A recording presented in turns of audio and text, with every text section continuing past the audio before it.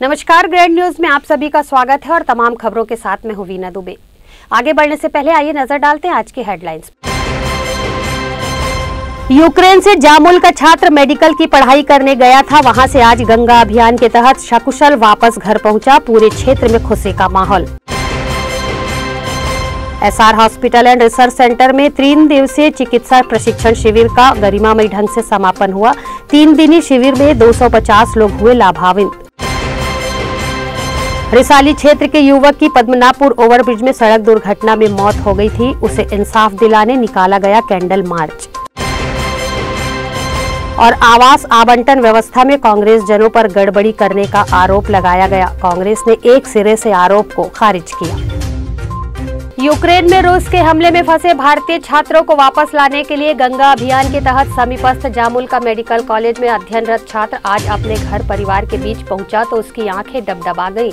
माता पिता की भी खुशी का कोई ठिकाना नहीं था। यूक्रेन से लौटे जामुल के अमन शर्मा जो मेडिकल की पढ़ाई करने गए थे, आज भिलाई एसीसी कॉलोनी में पहुंचे तो उसे स्वस्थ देखकर मोहल्ले वासियों की खुशी भी देखते बन रही थी। जहाँ जामुल के नगर पालिका अध्यक्ष ईश्वर सिंह ठाकुर और पूर्व एल्डरमैन हेमंत देवांगन एवं उनकी बीजेपी की टीम अमन शर्मा से मिली और उनका स्वागत किया। उनसे वहां के हालातों के बारे में जानकारियां भी ली गई।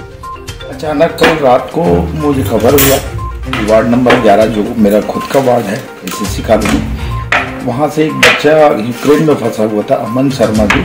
तो मुझे पता चला कि वो कॉलोनी पहुँचने वाले हैं। तो रात काफ़ी होने के कारण मैं कल तत्काल नहीं आ पाया।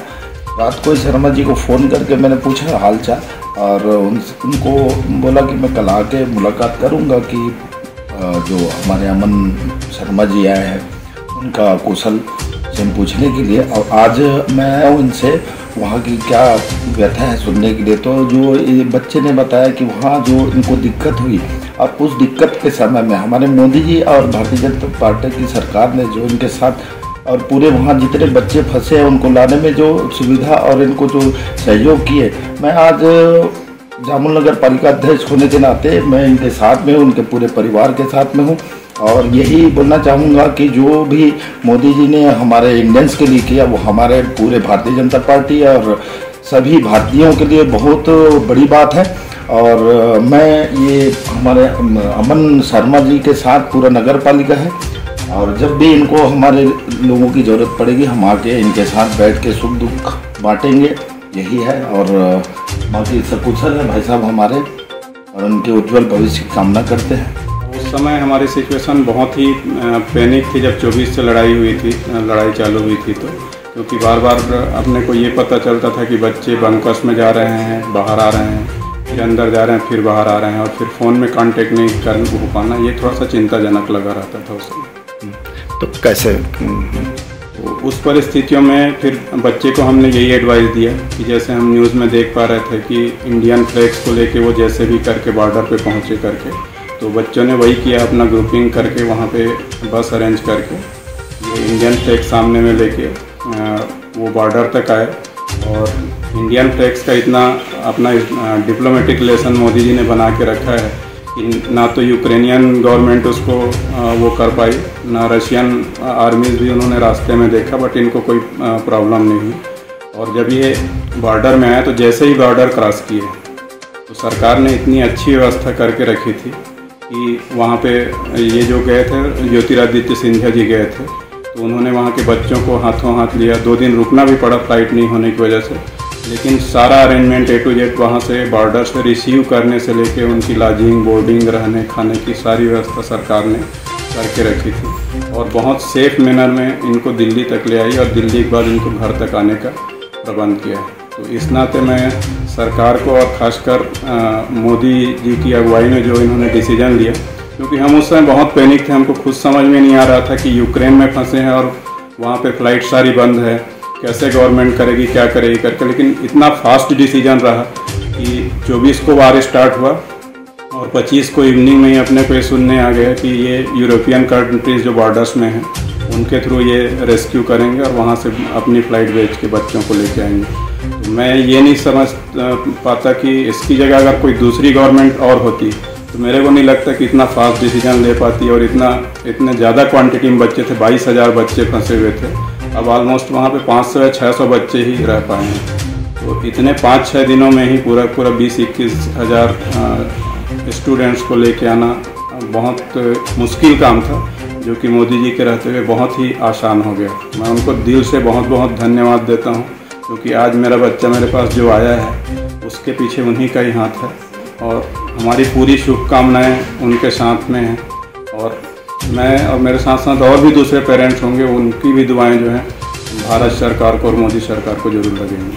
ठीक, नाम बताएं। मेरा नाम अनिल शर्मा है और मेरा लड़का अमन शर्मा जो है ये विनिस्टिया यूनिवर्सिटी में पढ़ता है। ये जो चीज़ थी कि इस समय में मैं पूरा डिप्लोमेटिक रिलेशन मोदी सरकार को बहुत धन्यवाद करना चाहूँगा कि इतना अच्छा रिलेशन मेंटेन किया पूरे यूरोपीय देशों के साथ में, साथ ही साथ यूक्रेन में और रशिया में। भले ही एक न्यूट्रल पोजीशन बना के, पर भी बहुत ही अच्छा हमारे इंडियंस का साथ दिया। और इतनी जल्दी, मतलब वॉर स्टार्ट हुई है 2 दिन हुआ है और मैं खुद इवैक्यूएट होके आ गया हूँ। सो इतना फास्ट रिस्पॉन्स जो मोदी सरकार का था, वो उसके लिए मैं बहुत धन्यवाद करना चाहूँगा मोदी जी से। ये वॉर की सिचुएशन ही मेरे लिए बहुत नई थी, क्योंकि आज तक के कभी ऐसा देखा नहीं कि 21st सेंचुरी में वॉर हो रही है। और पूरा हर एक जो सिचुएशन वहाँ देखा, वो हर एक चीज़ हमारे लिए पूरा नया था। हमें बार बार सायरन बजते ही बंकर्स के अंदर जाना, फिर हमें अचानक से प्रिपरेशन करके बॉर्डर पहुँचना, बॉर्डर क्लियर करना, ये पूरा सिचुएशन हमारे लिए नया था। थोड़ा सा डरे हुए थे, बट हमारे साथ सारे दोस्त थे, तो हम एक दूसरे का साथ बन के चल रहे थे कि हाँ तुम थोड़ी मदद कर दो, हम तुम्हारी मदद। और वहाँ पे ये देखा कि सबसे पहले हमें पहले ही बोल दिया गया था कि जो भी बसेस में आप जा रहे हो तो उसमें हम इंडियन फ्लैग ज़रूर लगा के रखना। इंडियंस ऑन बोर्ड हमारे बसेस में लिखा हुआ था। तो वहाँ बहुत सारे चेक पॉइंट्स आए थे यूक्रेनियन पुलिस के और यूक्रेनियन आर्मी के, तो वहाँ पर ईजी क्लियरेंस मिला, हमें इंडियंस होने का फ़ायदा मिला। तो वो था कि हाँ, हमें चाहे भले कोई और कंट्री के उतना ज़्यादा हमें प्रेफरेंस मिल ना रहा हो, बट इंडियंस को बहुत अच्छे से ट्रीट किया गया वहाँ यूक्रेन और रोमानिया में। मेडिकल की पढ़ाई आप लोग करने जा रहे हैं, क्या इंडिया में नहीं हो पा रहा है, क्या कारण क्या है? इंडिया में ये बात है कि थोड़ी सी जो मेडिकल की सीट्स हैं वो थोड़ी कम है। और तो होता क्या है कि इतने पॉपुलेशन में इतनी सारी सीट्स हैं तो बहुत कम सीट्स हो जाते हैं, तो ऑब्वियसली हमको कहीं और दूसरे कंट्रीज़ में देखना पड़ता है। तो वहाँ पे ये मेन कंट्रीज़ आती है, जैसे रशिया हो गया, यूक्रेन हो गया, वहाँ पे जनरली बच्चे जाते हैं MBBS करने के लिए। मैं मोदी सरकार को यही कहना चाहता हूँ कि सबसे पहले तो जो बच्चे अभी भी फंसे हैं उनकी वो तैयारी कर रहे हैं उनको निकालने की, चाहे वो रशिया साइड से हो, जैसे सुमी और खार्किव के जो बच्चे फंसे उनको निकालने का वो प्रयास कर ही रहे हैं। और दूसरा ये भी चीज़ बोलना चाहता हूँ कि हमारे जितने भी बच्चे मेडिकल के, अब हमारी पढ़ाई की आधा छूट चुका है। मैं खुद 4th ईयर पे हूँ, मेरे 2 साल बच्चे थे।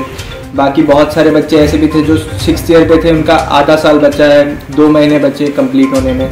सो उनकी पढ़ाई की कुछ किया जाए, या तो यहाँ पे हो तो यहाँ पे हो, या जैसा भी हो तो वो इंतज़ाम किया जाए।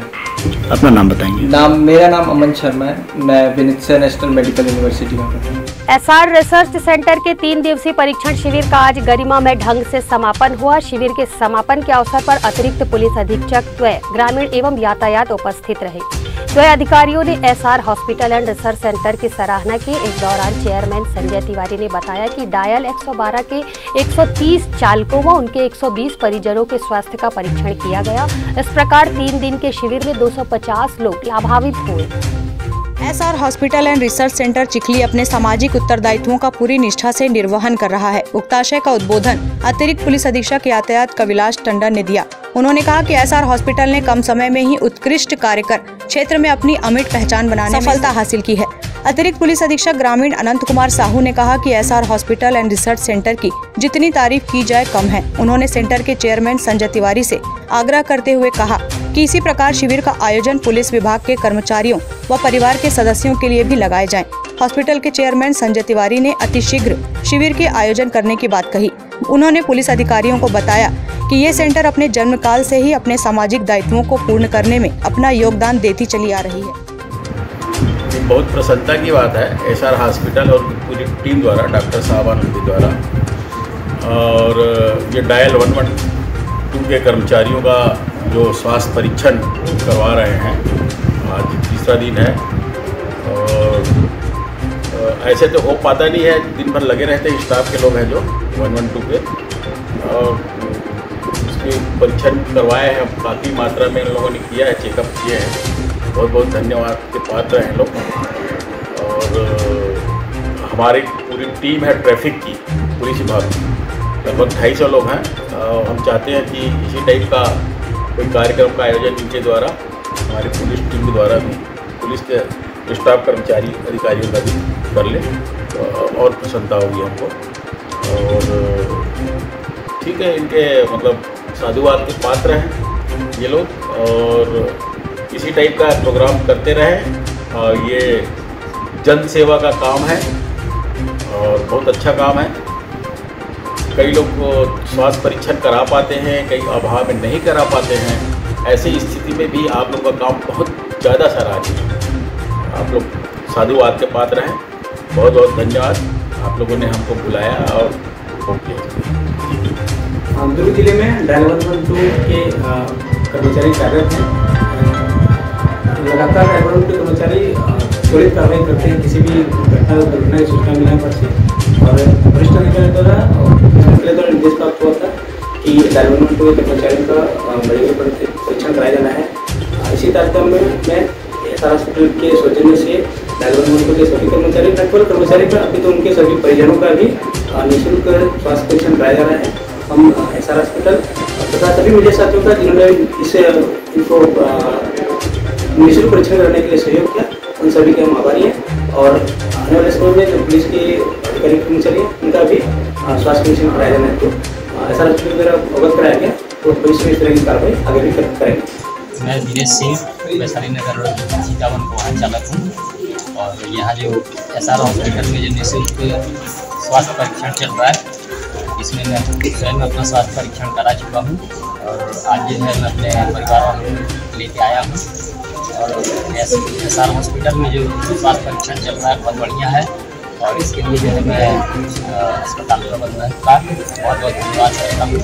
एसआर हॉस्पिटल के द्वारा 112 डायल के जो कर्मचारी ड्राइवर हैं, उनके परिवार हैं, उनका जो मेडिकल टेस्ट 3 दिवसीय शिविर के माध्यम से एसआर हॉस्पिटल के द्वारा किया गया, बड़ा ही सराहनीय प्रयास है, जिससे कि इनकी जो 24 आवर्स की ड्यूटी रहती है, इनका फिटनेस, इनका मेडिकल, इनका आई चेकअप बहुत ज़रूरी है, जिसके लिए इनको इधर उधर ना भटकना पड़े। और कंप्लीट मेडिकल टेस्ट जो पुलिस विभाग का इस हॉस्पिटल के द्वारा किया गया है, मैं इनके डायरेक्टर चेयरमैन संजय तिवारी जी को हार्दिक धन्यवाद देता हूँ, बधाई देता हूँ। और इस प्रकार के प्रयास भविष्य में भी पुलिस विभाग एवं समाज के अन्य लोगों के लिए जारी रहे, इन्हीं शुभकामनाओं के साथ। नमस्कार, मैं डॉक्टर पवन देशमुख, एनेस्थीसिया तथा ICU incharge SR hospital Chikhli दुर्ग।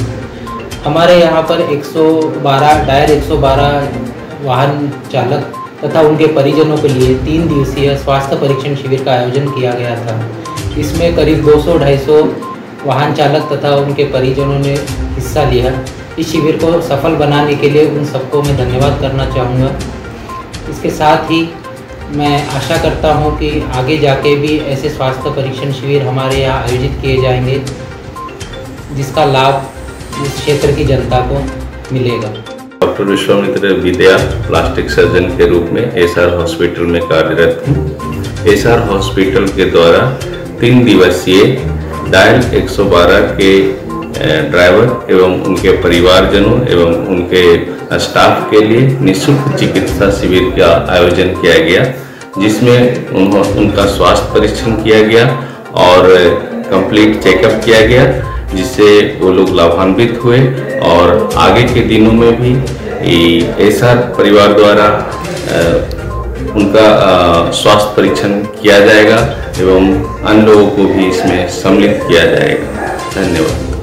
ग्रैंड न्यूज के लिए अतुल शर्मा के साथ निखिल कुमार पाठक की रिपोर्ट। रामायण प्रचार समिति ने आज मानव श्रृंखला बनाकर निगम प्रशासन को आगाह किया कि भारी दबाव वाले इस क्षेत्र की सड़कें जर्जर हो चुकी हैं, जिस ओर ध्यान नहीं दिया जा रहा है। वरिष्ठ भाजपा नेता राम उपकार तिवारी के नेतृत्व में आज जलेबी चौक कैंप 1 में मानव श्रृंखला बनाकर निगम से इस क्षेत्र की सड़कों को संधारण करने की मांग की गई। राम उपकार तिवारी ने ग्रैंड न्यूज से कहा कि यहाँ की सड़कों की बदहाली से हजारों लोगों को प्रत्येक दिवस सामना करना पड़ता है। यह क्षेत्र व्यावसायिक केंद्र भी है, जहाँ से आवाजाही करने वालों को काफी दिक्कतों से गुजरना मजबूरी हो गया है। मानव श्रृंखला में भारी संख्या में महिलाएं हिस्सा बनी। जो सड़क टूटी हुई है, जर्जर है, खराब है और ये पिछले 5-7 सालों से, लगभग 10 सालों से ये सड़क की यही स्थिति है। जबकि ये CM हैं भूपेश बघेल जी अभी चुनाव में आए तो उन्होंने कहा था कि मैं तुरंत इसका काम चालू करवा रहा हूँ यहाँ के नागरिकों को।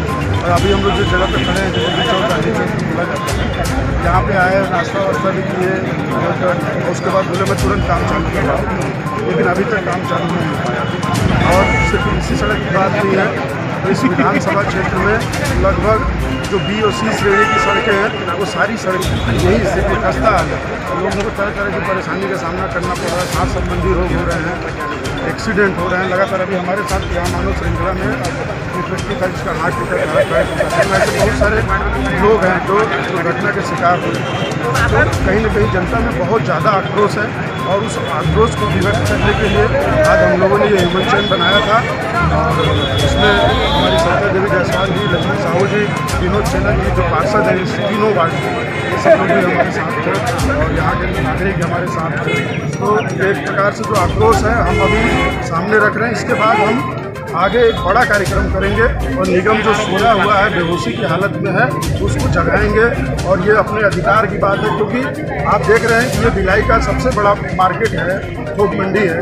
यहाँ का टैक्स, ज़मीनों के दाम भिलाई में सबसे ज़्यादा है। उसके बाद टैक्स आप सबसे ज़्यादा लेते हो और विकास के नाम पे जीरो, गलियाँ टूटी हुई, सड़कों की स्थिति खराब, नाली, पानी, मतलब जो मूलभूत चीज़ें हैं, जो सुविधाएं हैं नागरिकों को मिलनी चाहिए निगम की तरफ से, वो शून्य है।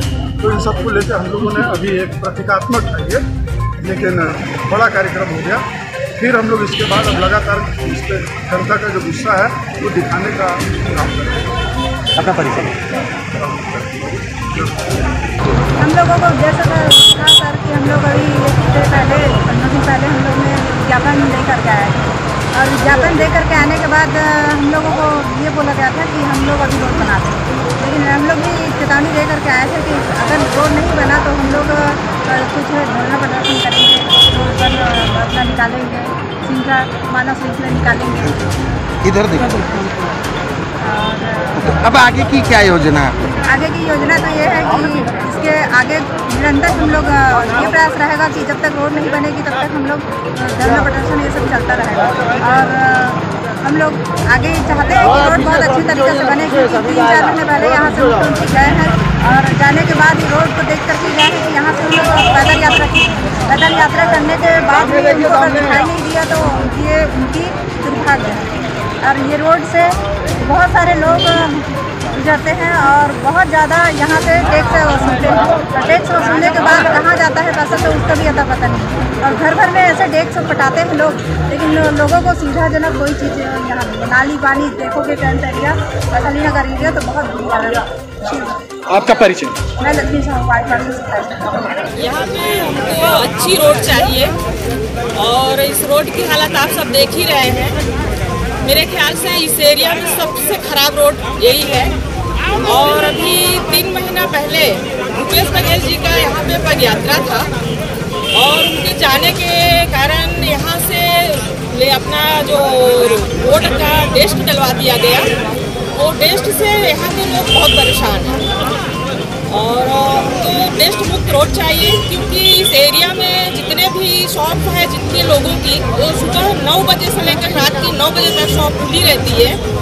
और कम से कम एक दिन में एक व्यक्ति को 500 ग्राम धूल फेंकना पड़ता है। अगर इस तरह रोज़ डेली 500 ग्राम धूल खाएंगे तो उनको तो बहुत गंभीर रूप से बीमारी आ सकती है। अगर वो बीमार हो जाएंगे तो उनके परिवार की देखरेख कौन करेगा, उसकी जिम्मेदारी कौन लेगा? तो ये सब ना हो, इसलिए हमें अच्छी रोड यहाँ के लिए चाहिए। और मेन चीज़ तो मेन रोड है यहाँ पे, जैसे कि रेलवे फाटक हो गया और अपना रेलवे स्टेशन से जुड़ी हुई और मेन लाइन से जुड़ी हुई रोड है। तो इतना अच्छा एरिया होने के बावजूद बोले तो भिलाई की धड़कन है ये एरिया, और ऐसी एरिया को इतनी गंदे तरीके से रखे रहा है, रोड में चलने लायक स्थिति नहीं है। तो ये अच्छा होना चाहिए जिससे कि किसी को परेशानी ना हो। और यहाँ पे 8 बजे से लेकर 10 बजे तक आवारा मवेशियों का बहुत जमावड़ा रहता है, सुअर का आतंक, गाय, साढ़, मतलब आप अगर चाहें 9 बजे इस रोड को पार करना तो गाड़ी से आपको डर नहीं है, पर शुअर और गायों से बहुत डर है। और टाटा लाइन में है एक छोटा सा गार्डन है, हम लोग चाहते हैं कि शाम को खाना खाने के बाद थोड़ा जाएं टहल लें, पर वो शुअर गाय के आतंक की वजह से नहीं जा पाते हैं। डर लगता है उन लोगों से, कभी भी मार सकते हैं, क्योंकि यहाँ एक तो बुजुर्ग को उठा के पटक दिया उन लोगों ने, उनकी रीढ़ की हड्डी वगैरह टूट चुकी है, तो इस टाइप की प्रॉब्लम है। वो चीज़ें हटनी चाहिए। रोड तो बनवा के रहेंगे, इससे भी उग्र प्रदर्शन करेंगे। रोड बनानी चाहिए, मतलब बननी ही चाहिए। ग्रैंड न्यूज के लिए प्रशांत सिंह राजपूत के साथ निखिल कुमार पाठक की रिपोर्ट। बीते बुधवार की रात पद्मनाभपुर ओवरब्रिज पर स्कॉर्पियो और 2 मोटरसाइकिल के बीच हुई भिड़ंत में लोकेश डहरे की मौत हो गई व उनके 3 दोस्त गंभीर रूप से घायल हो गए। हादसे में जान गंवाने वाले लोकेश को इंसाफ दिलाने के लिए पार्षद अनूप डे के साथ रिसाली वासियों ने शनिवार की शाम रिसाली में कैंडल मार्च निकाला। पद्मनाभपुर दुर्ग की ओर जाने वाले ओवरब्रिज पर बुधवार की रात स्कॉर्पियो व 2 मोटरसाइकिल के बीच हुई भिड़ंत में जान गंवाने वाले लोकेश डहरे को इंसाफ दिलाने रिसाली वासियों ने कैंडल मार्च निकाला। लोकेश राजनांदगांव का रहने वाला था और परिवार में 5 बहनों के बीच इकलौता भाई था। वो पिछले 2 सालों से रिसाली में रहता था और पार्षद अनूप डे का समर्थक भी था। पार्टी समर्थक होने के साथ साथ लोकेश फ्लैक्स व बैनर बनाने का कार्य भी करता था। ग्रैंड न्यूज से चर्चा के दौरान पार्षद अनूप डे ने बताया कि लोकेश बहुत ही सरल स्वभाव का लड़का था, जिसमें किसी भी प्रकार का कोई ऐब नहीं था। उन्होंने बताया कि हादसे में जिस स्कॉर्पियो से भिड़ंत हुई थी वो पुलिस के कब्जे में है। बावजूद अभी तक पुलिस चालक की कोई पतासाजी नहीं कर पाई, जिससे गुनहगारों को सजा और लोकेश को बेवजह अपनी जान गंवाने का इंसाफ दिलाया जा सके। से चाहेंगे उनके परिवार को इस दुख की घड़ी को सहने की शक्ति प्रदान करें। हर कोई जो भी इस घटना को सुना है वह दुखित हुआ है। ईश्वर से चाहते हैं उनका परिवार इस दुख के तहत की घड़ी को। भिलाई से पूजा इंदौरिया की रिपोर्ट। आज के समय में एक बुजुर्ग ऐसा है जो पेशे से तो भिखारी है, पर उसका दिल बड़ा है और भीख मांगकर जोड़ा हुआ पैसा उसने जरूरतमंदों को भोजन खिलाने के लिए दान कर दिया। अपनी कमाई का कुछ हिस्सा दान करने वाले लोगों की इस दुनिया में कमी नहीं है, लेकिन दुर्ग के एक बुजुर्ग के बारे में क्या कहेंगे, जो भीख मांगने से मिलने वाले पैसों को पिछले कई दिनों से इकट्ठा करके जिस संस्था का निःशुल्क भोजन वह विगत 1 वर्षों से खा रहा था, उस संस्था को रात्रि भोजन सेवा में आकर दान कर दिया। विगत 5 वर्षों से प्रतिदिन लगभग 100 से अधिक जरूरतमंदों को निःशुल्क भोजन वितरण करने वाली जन समर्पण सेवा संस्था दुर्ग, जो कि प्रतिदिन दुर्ग रेलवे स्टेशन एवं शहर के अन्य स्थानों में जाकर फुटपाथ में रहने वाले हर जरूरतमंदों तक निःशुल्क भोजन एवं जरूरत की सामग्री वितरण कर रही है। जन समर्पण सेवा संस्था के अध्यक्ष योगेंद्र शर्मा बंटी ने बताया कि प्रतिदिन की तरह दिनांक 3 मार्च को संस्था के सभी सदस्य जरूरतमंदों को भोजन खिलाने दुर्ग स्टेशन पहुंचे, जहां जरूरतमंद विकलांग, बुजुर्ग एवं महिला भोजन के इंतजार में बैठे हुए थे। उन जरूरतमंदों में एक बुजुर्ग, जो कि विगत 1 वर्ष से प्रतिदिन भोजन खाता है, उसको देखकर कोई अंदाजा नहीं लगा सकता था कि मानवता की सेवा करने में इस शख्स ने दुनिया के बड़े बड़े रईसों को पीछे छोड़ दिया है। दुबला पतला शरीर, पैर से विकलांग, गूंगा बहरा, सफेद उलझी दाढ़ी, माथे पर तिलक, सफेद कुर्ता धोती पहने ये बुजुर्ग जब सब जरूरतमंद भोजन कर लिए, वह बुजुर्ग खुद भी प्रतिदिन की तरह भोजन कर लिया। तब उसमें अपने पास रखे सभी थैले को निकाला और उस अलग अलग थैले में रखे चिल्लर एवं नोट को निकाला और इशारों में संस्था के अध्यक्ष बंटी शर्मा को बुलाया और चिल्लर गिनने बोला। गिनने के पश्चात वह वो सब चिल्लर एवं रुपए को रखने बोल दिया और इशारों में सभी जरूरतमंदों को उस रुपए से 1 दिन खाना खिलाने बोल दिया। बाबा जी द्वारा संस्था को कुल 511 रुपए दान दिए गए हैं। बाइट योगेश शर्मा। ये हमारे बाबा है जो दुर्ग रेलवे स्टेशन में विगत 4 वर्षों से रोज खाना खा रहे हैं। रोज हमें बोलते हैं कि भोजन सेवा इशारे में, क्योंकि ये गूंगे और गूंगे व्यक्ति बोल नहीं सकते, सभी को पता है। बहुत दिनों से इनकी एक आशा थी कि भोजन सेवा में सहयोग करूं। आज इन्होंने महाशिवरात्रि के पावन पर्व पर अपने दिन भर की कमाई और इतने दिनों से इकट्ठा कर रही रकम, जो 468 रुपये है, जो सहयोग आज ये जन समर्पण सेवा संस्था की भोजन सेवा में आज अपनी तरफ से दे रहे हैं। हम आज पूरे भोजन सेवा की तरफ से इनको धन्यवाद तो दे नहीं सकते, क्योंकि ये समझेंगे नहीं, पर आज हमारा दिल रो दिया, क्योंकि आज हमने समझी है कि भोजन सेवा क्या होती है। आज पूरे शहर हमारे, पूरा प्रदेश हमको सहयोग करता है, पर आज इस ऐसे व्यक्ति ने हमें सहयोग किया है और ऐसे व्यक्ति ने अपना दान दिया है जिसकी हम कभी जिंदगी में सपने में भी नहीं सोच सकते। हम शुक्रगुजार हैं उस ऊपर वाले का कि आज भी ऐसे लोग शहर में, इस प्रदेश में और इस देश में जीवित हैं। इनकी ये रकम हम अपने पास ले तो लिए हैं, पर यह रकम को हम सदैव संभाल कर अपने पास रखेंगे। जन समर्पण सेवा संस्था इनका बहुत दिल से आभार व्यक्त करती है। फिलहाल संस्था के सभी सदस्यों की आंखों से आंसू आ गए, सभी की आंख छलक पड़ी। किसी ने सोचा नहीं था ऐसा दानी भी देखने को मिलेगा जो स्वयं भिखारी है लेकिन भीख में मिले पैसों को दान कर भोजन कराएगा। ग्रैंड न्यूज के लिए दुर्ग से बीना दुबे की रिपोर्ट। मां शारदा समृद्ध चैरिटेबल ट्रस्ट ने विभिन्न क्षेत्रों में उत्कृष्ट कार्य करने वालों का उत्साहवर्धन करने के लिए उनका स्वागत सम्मान किया, जिसमें विशेष तौर पर शिक्षा के क्षेत्र में अपनी अमिट छाप छोड़ने वालों को स्मृति चिन्ह भेंट किया गया। प्रदेश के विख्यात कॉमर्स ग्रुप डॉक्टर संतोष राय ने मां शारदा समृद्ध चैरिटेबल ट्रस्ट की तरफ से एक विशेष सम्मान समारोह का आयोजन किया, जिसमें विभिन्न क्षेत्रों में अपने नाम का परचम लहराने वाले लोगों को शामिल कर उनका मनोबल बढ़ाते हुए स्वागत सम्मान किया। इस आयोजन में युवाओं ने विशेष तौर पर एक बड़ी संख्या में अपनी उपस्थिति दर्ज कराई। इस सम्मान समारोह में जहां शिक्षा के क्षेत्र में कई वरिष्ठों का सम्मान हुआ, तो वहीं इसी क्षेत्र में कई युवाओं ने भी सम्मान पाया और अपने अनुभव को मीडिया से साझा किया। संतोष राय सर एजुकेशन से जुड़े हुए हैं, वो हीरो को पहचानते हैं और मैंने 97 में छत्तीसगढ़ में पहला कदम रखा था युगांतर स्कूल बनाने के लिए। तब से संतोष राय सर मेरे साथ जुड़े हुए हैं। उन्होंने मेरे कार्य को बहुत करीब से देखा है और एजुकेशन फील्ड में मेरे सहयोग को देखते हुए उन्होंने आज इस सम्मान के लिए मेरा चयन किया है। और मैं आप लोगों को बताते हुए बहुत खुशी हो रही मुझे कि बीच में कुछ साल गैप होने के पश्चात वापस युगांतर पब्लिक स्कूल डायरेक्टर ने मुझे डायरेक्टर एकेडमिक बना करके वापस बुला लिया है स्कूल के अंदर में। मैं स्कूल को अब और अच्छी ऊंचाइयों पर ले जाऊंगा, ये आपको सबको आश्वासन देता हूं। और एजुकेशन फील्ड में मेरा जो सहयोग है उसे और बरकरार रखते रहूँगा। धन्यवाद संतोष राय सर के टीम को। सर आपका नाम और परिचय बताएं। मेरा नाम डॉक्टर PR वासुदेव राव है। मेरा नाम अनु कुमार ओझा। मैं बिहार की धरती जहां से रामधारी सिंह दिनकर राष्ट्र कवि के नाम से जाने जाते हैं और लोकनायक जयप्रकाश की जन्मस्थली गौतम बुद्ध की जन्मस्थली से मैं आया हूं। यहाँ भिलाई की धरती पर हमें डॉक्टर संतोष राय सर ने बुलाया, यहाँ पे सम्मान का अवसर मिला, हमें बहुत अच्छा लगा। ये हमारा परिचय है, मैं बिहार की धरती। एक्चुअली ऐसा हुआ कि जो हमारा आज का सम्मान मिला है और इस सम्मान के लिए हमारे माता पिता और जो हमारे गुरुजन होते हैं जो हमें लगातार प्रेरित करते आए हैं, जिसमें एक अहम भूमिका डॉक्टर संतोष राय सर का है। लगातार इनसे प्रेरणा मिलती आई है, माता पिता का, परिवार का, भैया का, सबका स्नेह है, सबका आशीर्वाद है।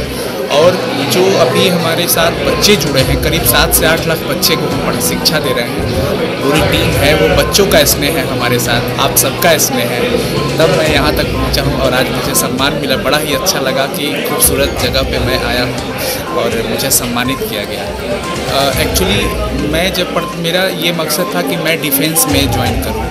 मैं लगातार प्रयास किया, मैं रिटन टेस्ट पास कर लिया, फिजिकल भी पास कर लिया। मेडिकल में जा कर के हमको आँख में कलर ब्लाइंडनेस की दिक्कत थी, जिसकी वजह से मैं सेलेक्ट नहीं हो पाता था। तो मैं काफ़ी ये रहा कि मैं क्या करूँ।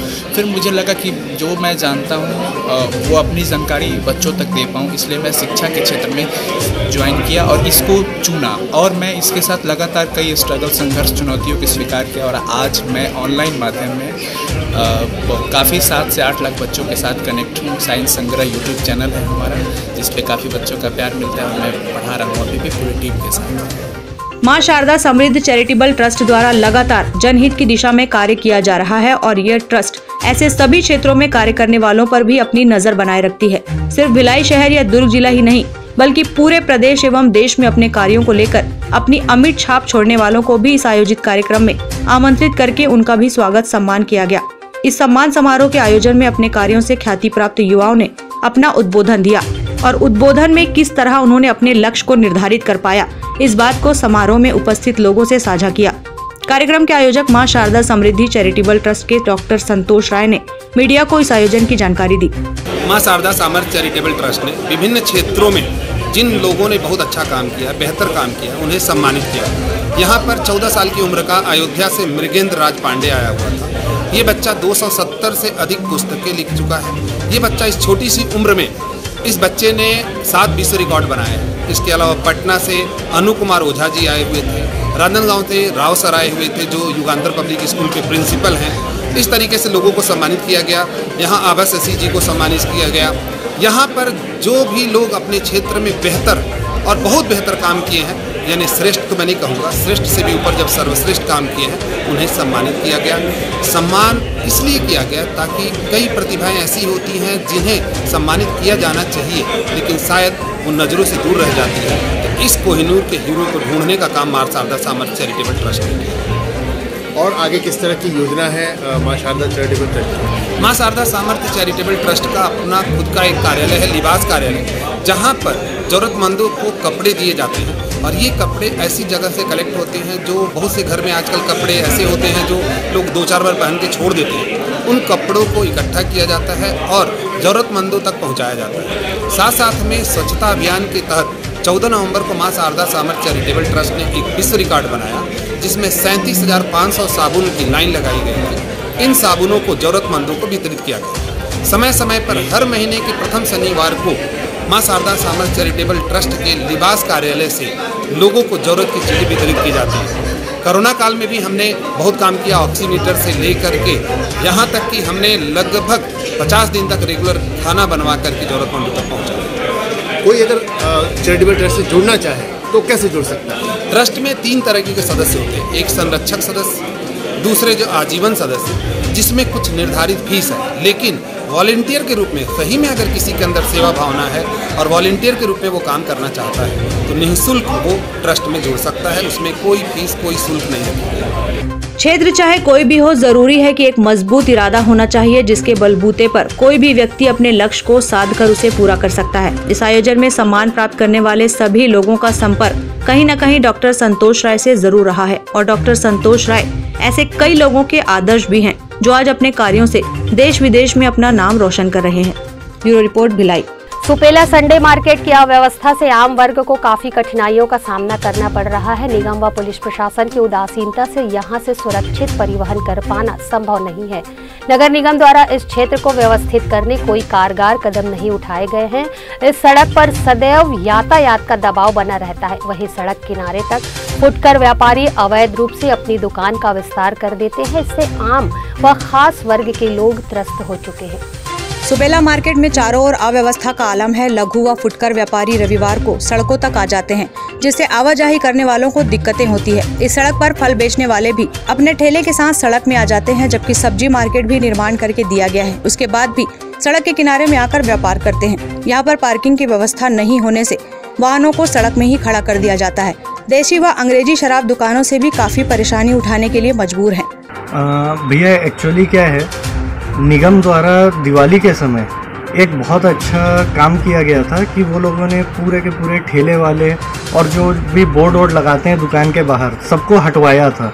लेकिन वापस पुनः अभी आप देखेंगे कि सब अपनी दुकान के बाहर बोर्ड लगा के रखते हैं, अपना सामान आधा से ज़्यादा दुकान के बाहर निकालते हैं। फल वाले ठेले वाले सब दुकानों के बाहर जो है अपना सब ठेला वेला लगा के रखते हैं। उससे क्या होता है, जो पार्किंग प्लेस है जिसमें पब्लिक को अपनी गाड़ी पार्किंग करनी है वो रोड ऊपर कर रहे हैं वो लोग, तो आने जाने वालों को असुविधा है। और जो पब्लिक को रुकना चाहिए दुकानों में वो लोग नहीं रुक पा रहे हैं, वो लोग सीधा आगे निकल जाते हैं। तो अगर बोर्ड वगैरह और जो भी लोग अपना सामान वामान बाहर ज़्यादा निकालते हैं और उन चीज़ों को अगर हटा दिया जाए और पब्लिक जो पार्किंग की जगह है सिर्फ पार्किंग लगा दें तो बहुत सुविधा होगी, जो कि निगम ने पहले किया था दिवाली के समय, लेकिन अभी वो चीज़ देखने को नहीं मिल रही है। फल मंडी है, उनके लिए एक नया बाजार डेवलप किया गया है, लेकिन वो लोग वापस वहीं पे रोड ऊपर ही लगाते हैं और रोड जाम करते हैं। तो जो फल मंडी है उसको फल मंडी में शिफ्ट किया जाए और निगम द्वारा ये तय करवाया जाए कि पब्लिक को भी यहाँ तक पता चले कि ये फल मंडी जो है यहाँ चली गई है, जिससे पब्लिक भी वहाँ तक पहुँचे और वो लोगों को भी असुविधा ना हो।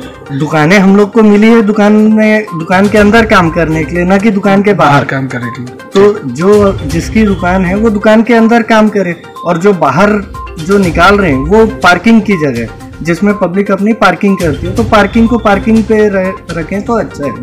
नहीं, इसमें 50% गलती है दुकानदारों की, जो ऐसा सोचते हैं कि भाई मैं सामान बाहर निकालूंगा तो मेरा सामान बिकेगा। 50% जो फल ठेले वाले हैं जो कुछ पैसा देते हैं दुकानदारों की कि भैया आप इतना लो पैसा और मैं यहाँ पे लगा रहा हूँ। उससे क्या होता है, जो पार्किंग की जगह है अगर आपके पास 2 ग्राहक ज़्यादा रुकेगा तो उससे कहीं ज़्यादा व्यापार आप कर पाओगे। फल वाले एक साथ अगर 20 दुकान लगेंगे तो ग्राहकों को भी ज़्यादा वैरायटी देखने को मिलेगी। कार्रवाई होनी चाहिए और उसके बाद जो न माने उस पर दंड भी निर्धारित रूप से देना चाहिए। आपका शुभ नाम? शुभम अग्रवाल। ग्रैंड न्यूज के लिए प्रशांत सिंह राजपूत के साथ निखिल कुमार पाठक की रिपोर्ट। ग्रैंड न्यूज बुलेटिन में फिलहाल इतना ही। मुझे दीजिए इजाजत। नमस्कार।